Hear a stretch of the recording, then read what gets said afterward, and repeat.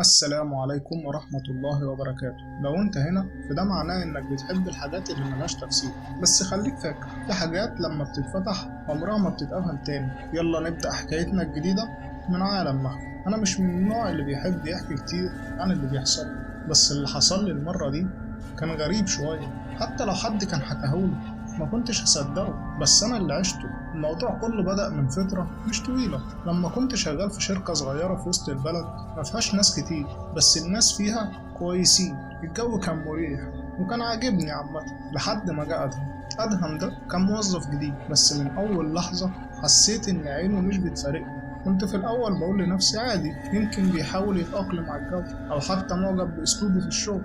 بس اليوم اللي بعده لقيته واقف تحت العمارة اللي أنا ساكن فيها. ساعتها جالي إحساس غريب من ناحيته. عديت من جنبه وسألته بهزار: جاي تشتغل عندنا ولا إيه؟ ابتسم كده ابتسامة خفيفة وقال لي: أنا بس بحب أتأكد إن كل حاجة ماشية صح. الرد كان غريب، بس الأغرب إن ألاقيه كل يوم في نفس المكان في نفس الميعاد، واقف كأنه بيراقبني. وفي مرة وأنا خارج من الشغل قال لي جملة غريبة جدا بصوت خفيف: لو سمعت صوت بيناديك ما تردش. ساعتها حسيت إن في حاجة غلط فعلا، حسيت إن الجملة دي مش مجرد جملة وخلاص. في الليلة دي وأنا نايم صحيت على صوت في الصالة. خرجت من الأوضة، الدنيا كانت ضلمة وكان فيه هدوء مريب، هدوء مش طبيعي. قربت ناحية الصالة ولقيت المراية الكبيرة بتتهز. فتحت نور الصالة لكن ما نورش، قلت يمكن اللمبة اتحرقت ولا حاجة. فتحت نور المطبخ اللي بيبص على الصالة وبصيت في المراية، لقيت انعكاسي في المراية واقف بيضحك وانا ما كنتش بضحك. رجعت خطوة لورا وقلبي بيدق بسرعة. فجأة اتكتب على المراية: انا مش انت. وفجأة كل حاجة اختفت. قلت يمكن بحلم، بس اللي حصل بعدها اكد لي ان دي كانت مجرد البداية. اليوم اللي بعده ما شفتش ادهم. سألت عليه زمايلي قالوا لي ان مفيش حد شغال هنا بالاسم ده. دخلت المكتب بتاعه بس كان فاضي، مفهوش أي أثر إن حد كان شغال هنا. رجعت البيت وأنا مرعوب وحاولت أهدى، بس كان عندي كاميرا على الشباك بتاعي كنت سايبها بتسجل طول الوقت، عشان لو في حاجة حصلت وأنا بره ولا حاجة. كانت جايبة الشارع كله، كانت بتصور المكان اللي أدهم بيقف فيه. فتحت الفيديو ولكن لقيتني أنا اللي واقف هناك بنفس لبسي وبنفس وضعي اللي أنا عليه دلوقتي. لكن في حاجة غريبة في وشي، كنت ببص للكاميرا وكأني شايفها وبضحك. بدأت أتجنب اللي حصل عشان ما اتجنش، حتى اتجنبت المراية. بس وأنا قاعد بدأت أشوف نفسي في أماكن تانية، في شاشة اللابتوب، وساعات في لمعة الموبايل، وساعات في الإزاز بتاع الميكروويف.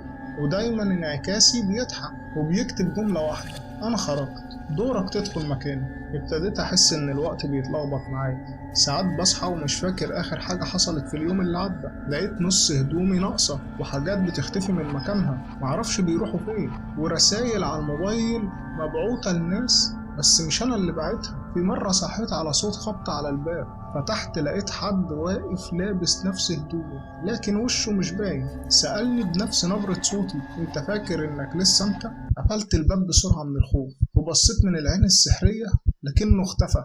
رحت لدكتور نفسي قلت له كل حاجة بتحصل لي. قال لي أكيد بيتهيألك وكتب لي على شوية مهدئات. بس في الليلة دي كنت خلاص قررت أكسر المراية الكبيرة. مسكت عصاية وضربتها بكل قوتي والمراية اتفتحت.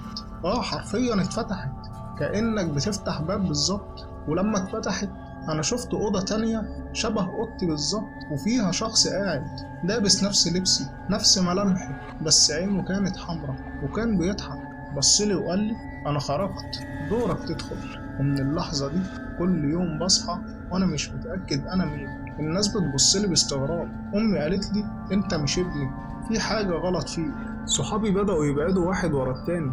في واحد من صحابي كان باعت لي رسالة وكان كاتب فيها: انت شكلك زي ما هو بس حسك واحد تاني. انا دلوقتي مش متأكد اللي بيحكي القصة دي انا ولا هو. وانت لما تبص في المراية بعد ما تسمع القصة دي بص كويس، لو شفت انعكاسك بيتأخر عنك ما تستهونش، لان يمكن يكون ده دورك انت.